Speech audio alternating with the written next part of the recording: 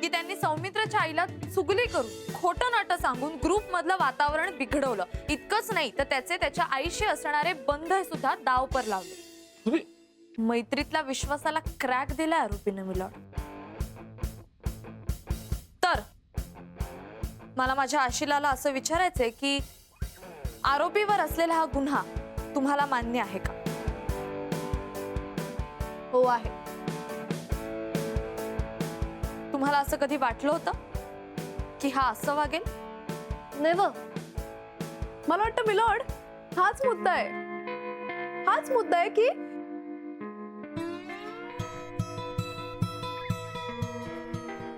माझ्या आशिलाला इथे काहीतरी बोलायचं. मला मान्य आहे मी गंमत केली,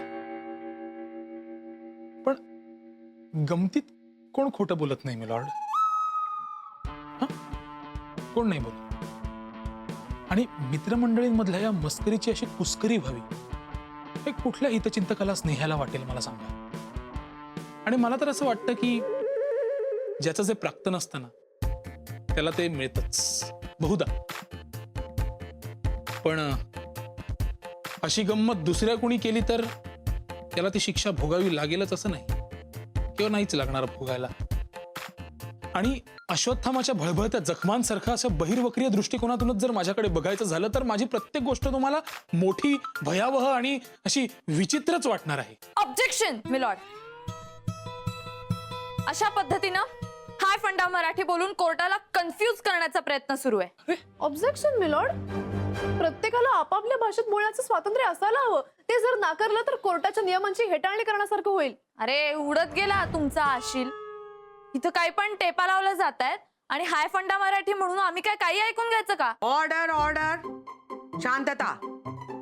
कोर्टाची शांतता भंग केल्याबद्दल वकील ऐश्वर्या आणि वकील मैत्रेयी यांना 2 दिवस चहा करण्याची शिक्षा ठोठावण्यात येत आहे.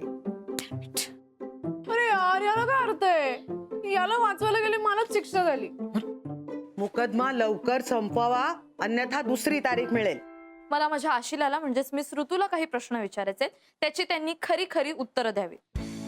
पहिला प्रश्न, तुमचं मिस्टर चुंबक यांच्यावर प्रेम आहे का?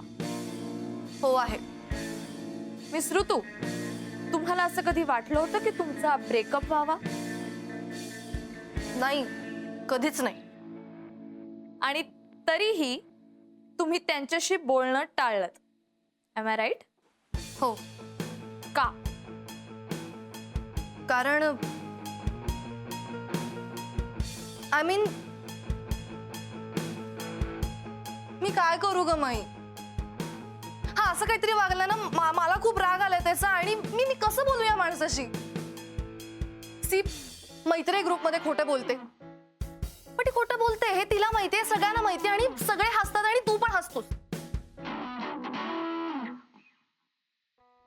पण ती जे बोलते ते आमच्या ग्रुपमध्येच असतं ना. ती लगेच कोणाच्या पॅरेंट्सना जाऊन असं काहीतरी खोटं सांगत नाही.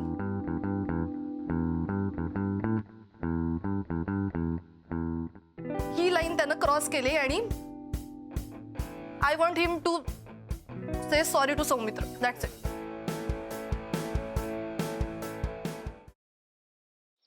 खरंच गाडी शिकायची यार. आणि मी रोज प्रॅक्टिस करते ना प्रॅक्टिस. काय तर प्रॅक्टिस करते सांग तिला. क्लच वर पाय ठेवते आणि गाडी नुसती भुरभुर भुरभुर भुरभुर. इंडिकेटर लावा म्हणलं तर वायपर लावून ठेवते.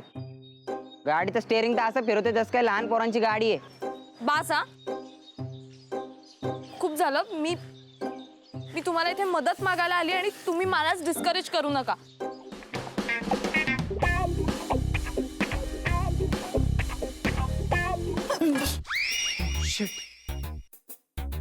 तू पण इथे लपलीयस?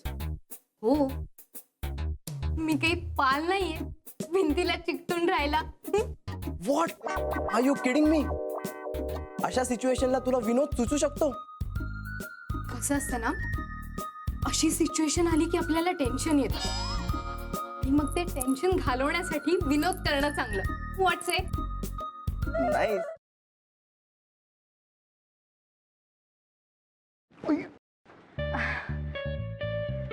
सॉरी. It's okay. हे एक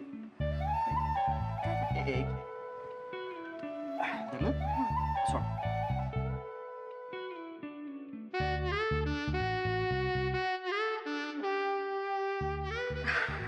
अरे थँक्यू.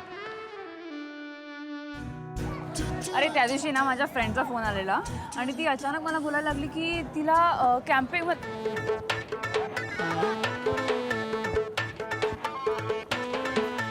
काय करतोयस? मी पळतोय.